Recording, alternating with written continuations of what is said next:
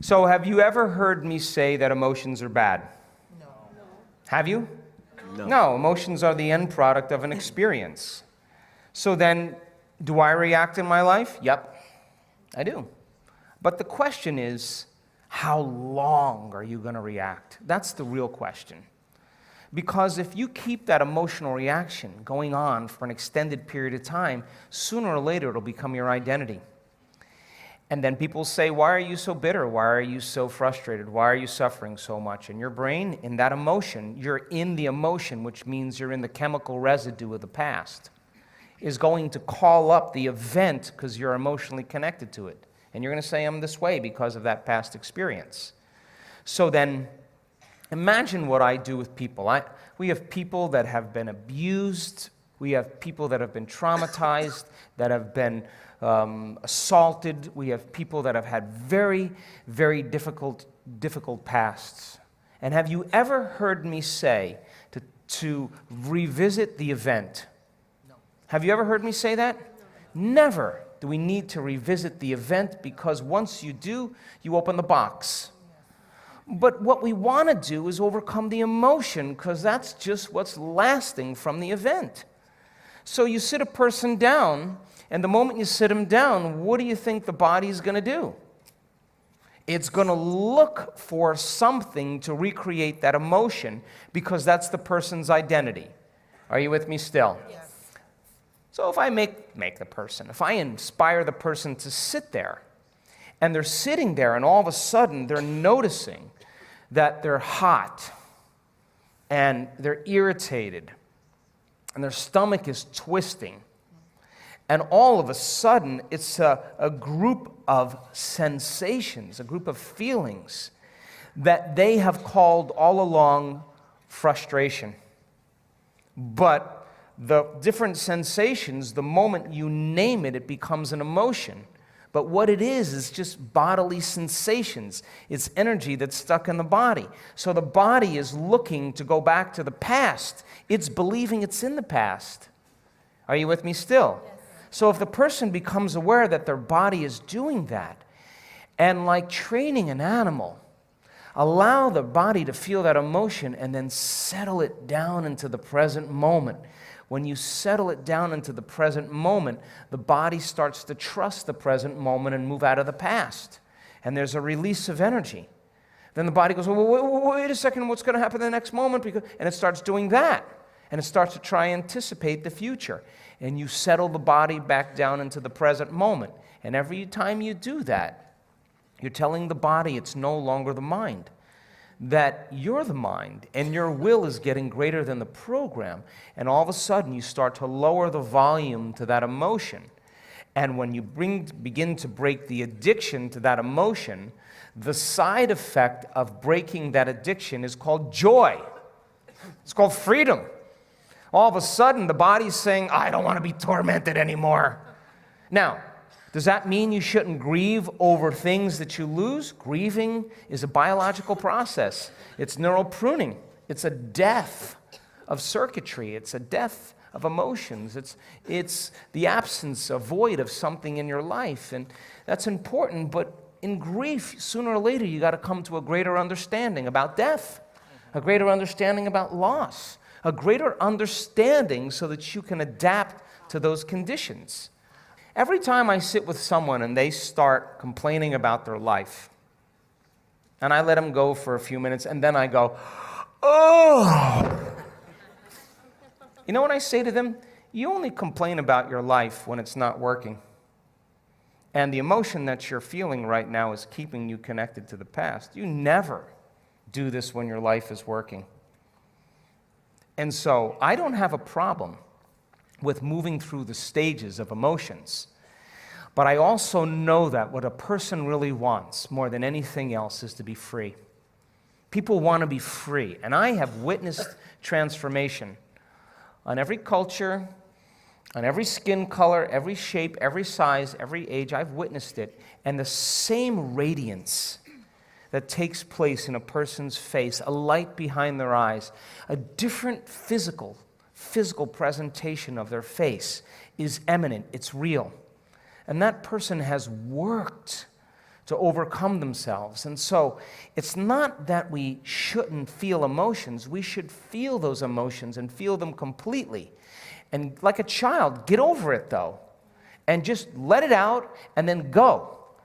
When we witness people analyzing their life within some disturbing emotion on the brain scans, over and over again, we saw their brain getting worse. Just worse. And I would go, excuse me, Hector, what the hell were you doing in there? Oh, I was just caught up with my ex and the kids. And like, well, yeah, I want you to know that that's making your brain worse. And so then when they start reasoning that, and they understand, I'm not going to give them the answer to their problems, because when a person is suffering, what are they looking for? They're looking for me to take them out of their suffering, and I can give them the answer, the correct answer to their problems, and they will argue against me. They will argue the entire time. No, but. Well, and no, what I don't. I just say, take the ride with me. Give me 4 days. Give me 5 days. Cross the river. Get beyond yourself and get beyond that emotion. And the memory without the emotional charge is wisdom. And that's the name of the game, because the soul can't go to the future, can't create a new adventure, can't journey back to source if you're living by some emotion that's keeping you in the past. The soul doesn't even know what to dream about. It can't, because it's seeing the future through the lens of the past. So then when the person starts coming up against themselves and they're sitting there and you say you create your reality, all right, well then I'm going to have a thought about what I want, but they can't control their thoughts. That's because their body's influencing their mind. So the only way they're going to begin to liberate energy is to be still and to know that they're God, to be greater than their body. And every time they settle it back into the present moment, they're lowering the volume to that emotion, and now they become the mind. And the body is no longer the mind, and when the body is finally free, they'll see possibilities they never saw before. I've seen it too many times. And all of a sudden, all that person wants to do is be in the present moment and become more happy. They want more of that.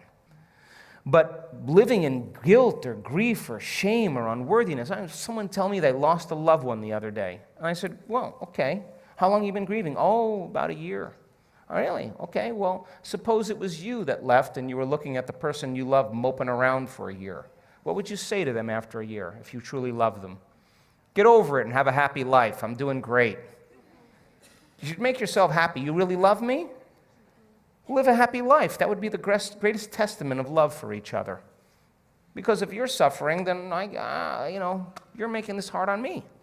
And so then we always have to update our versions about reality, because it's the only way that we adapt. Don't believe everything you've read or heard. It just may not be the truth. There's always a greater truth that you and I can begin to investigate. Surely someone in eternity has had a similar problem as you and I, and they've gotten beyond it. Yes or no? Yes. So study that person. You want to be wealthy? Study wealthy people. Don't just have some panacea that you're just going to get wealthy. Read about wealthy people and find out that they lost everything and failed miserably 20, 50 times. But what they had as a characteristic, a quality in their personality, is they were persistent. And they kept changing, and they kept forgiving and letting go of the past and kept going. And sooner or later, they ran into it. And when they had all the money they wanted, it was never about the money. It was just about that they could prove to themselves that they can do it. And you and I are no different than that. But if you can't create a future because of some emotion that keeps you in the past, you're going to have to square off with that emotion. And when you sit down and your body has all those physical sensations and it's getting vigilant and it wants to get up and it wants to move and you're just going, wow, and you're settling it down and you're working with it, you got to agree with me that something greater in you is climbing out of that body. Something greater in you is awakening. And when you're able to overcome those emotions, truly break the addiction, don't you know that you'll return back to your life and face the person that betrayed you And you will see a part of yourself that you used to be that you no longer are, and you're not going to have anything else but love for them. In fact, you're going to have compassion for them because you're going to realize how stuck they are, and you're liberated and free. True forgiveness is when you take your attention off somebody because you've overcome the emotion, and that gives them permission to show up differently in your life because you freed yourself and you freed them. And all of a sudden, reality begins to unfold in mysterious ways, and that person shows up and says, "Forgive me. I was so wrong," and you're over it already. And you're just like, "Go on with it, man. I'm in a new life. I would have never been in this new life if you didn't betray me. Thank you."